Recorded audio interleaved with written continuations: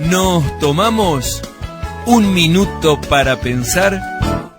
¿Qué tal, amigos? ¿Cómo están ustedes? Continuamos con nuestro tema San la Muerte. Al convertir a la muerte en una divinidad, en un santo, en algo que se puede venerar, hablar, orar, tocar, nos tenemos que preguntar ¿qué es la muerte? ¿Es una persona? ¿Es un dios? La muerte es sin duda el proceso biológico de destrucción del organismo que el hombre esencialmente es, pero también es cierto que pone fin a la biografía de la persona que fallece y a la vez es también un hecho sociocultural, pues la muerte del individuo acontece en el seno de una sociedad. Por eso dice la Biblia, no es bueno que el hombre esté solo, le haré ayuda idónea para él. Y allí formamos nuestro hogar. De modo que si la muerte es un proceso biológico, es un acontecimiento, es un suceso, es imposible que nosotros lo tengamos como un Dios al cual poder hacer un culto, una reverencia, una adoración. ¿Qué dice el apóstol San Pablo sobre la muerte? En 1 Corintios 15:20, mas ahora Cristo ha resucitado de los muertos, primicias, los primeros frutos de los que durmieron es hecho. Porque por cuanto la muerte entró por un hombre, también por un hombre la resurrección de los muertos. Porque así como en Adán todos mueren, también en Cristo todos serán vivificados, pero cada uno a su debido orden. Cristo, lo primero, las primicias, luego los que son de Cristo en su venida, luego el fin, cuando entregue el reino al Dios y Padre, cuando haya suprimido todo dominio, toda autoridad y potencia, porque es preciso que Él reine hasta que haya puesto a todos sus enemigos debajo de sus pies. Y el postrer enemigo, el último enemigo que será destruido, es la muerte.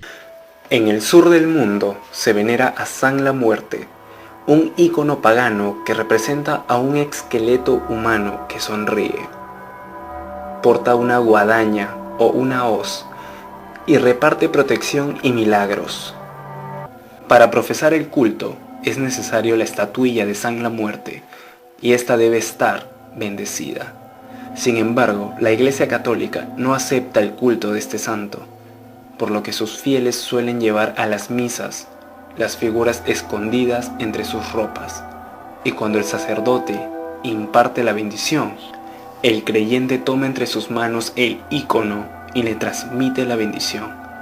Cuando uno como cristiano tiene realmente fe en Dios, no es solamente un sentimiento, una emoción, una pasión, un ardor interior del corazón, sino que va de la mano del entendimiento de la palabra de Dios, de la Biblia. Por eso lo primero que tenemos que tener es la palabra de Dios en nuestros hogares. Instruye al niño en su camino y aun cuando fuere viejo no se apartará de él, dice Proverbios 22:6. ¿Por qué? Porque yo no puedo dar lo que no tengo. Si yo ignoro la Biblia, entonces la salvación es algo lejano, efímero, pero si tengo la base en la palabra de Dios, mi salvación está segura. Hebreos capítulo 9:27, y de la manera que está establecido para los hombres que mueran una sola vez y después de esto el juicio. Así también Cristo fue ofrecido una sola vez para llevar los pecados de muchos y aparecerá por segunda vez sin relación con el pecado para salvar a los que le esperan. Esto da por tierra, por supuesto, con las ideologías de la reencarnación y aquellos que creen que como Dios es espíritu yo me puedo acercar por medio de curanderos, espiritistas, brujos, el mismo horóscopo. Pablo le escribe a las iglesias, 1 Tesalonicenses 4:13, sobre la segunda venida del Señor Jesucristo. Tampoco queremos, hermanos, que ignoréis acerca de los que duermen, para que no os entristezcáis como los otros que no tienen esperanza. Porque si creemos que Jesús murió y resucitó, así también traerá Dios con Jesús a los que durmieron en él. Por lo cual os decimos esto en palabra del Señor, que nosotros que vivimos, que habremos quedado hasta la venida del Señor, no seremos primero, no precederemos salvaremos a los que durmieron, porque el Señor mismo, con voz de mando, con voz de arcángel y con trompeta de Dios, descenderá del cielo, y los muertos en Cristo resucitarán primero. Luego nosotros, los que vivimos, los que hayamos quedado, seremos arrebatados juntamente con ellos en las nubes para recibir al Señor en el aire, y así estaremos siempre con el Señor. Por tanto, alentaos los unos a los otros con estas palabras. La palabra dormir que emplea Pablo es tener a Cristo en el corazón y haber muerto. Aquellos que tienen esperanza. Los otros también murieron, pero no tienen esperanza, dice el verso 13. Porque si creemos que Jesús murió y resucitó, así también traerá Dios con Jesús a los que durmieron en él. Morir en Cristo es dormir y esperar esa famosa resurrección de los muertos. Los muertos en Cristo resucitarán primero. Luego los cristianos que estamos vivos, los que vivimos, los que hayamos quedado, seremos arrebatados en un hecho sobrenatural, inédito, juntamente con los que resucitan, juntamente con ellos en las nubes. ¿Para qué? Para recibir al Señor en el aire, y así estaremos siempre con el Señor. Y termino con estas palabras: aliéntense los unos a los otros, fuerza, como Pablo le decía a Timoteo: ten cuidado de ti mismo y de la doctrina, persiste en ello, pues haciendo esto te salvarás a ti mismo y a los que te oyeren. Hasta la próxima.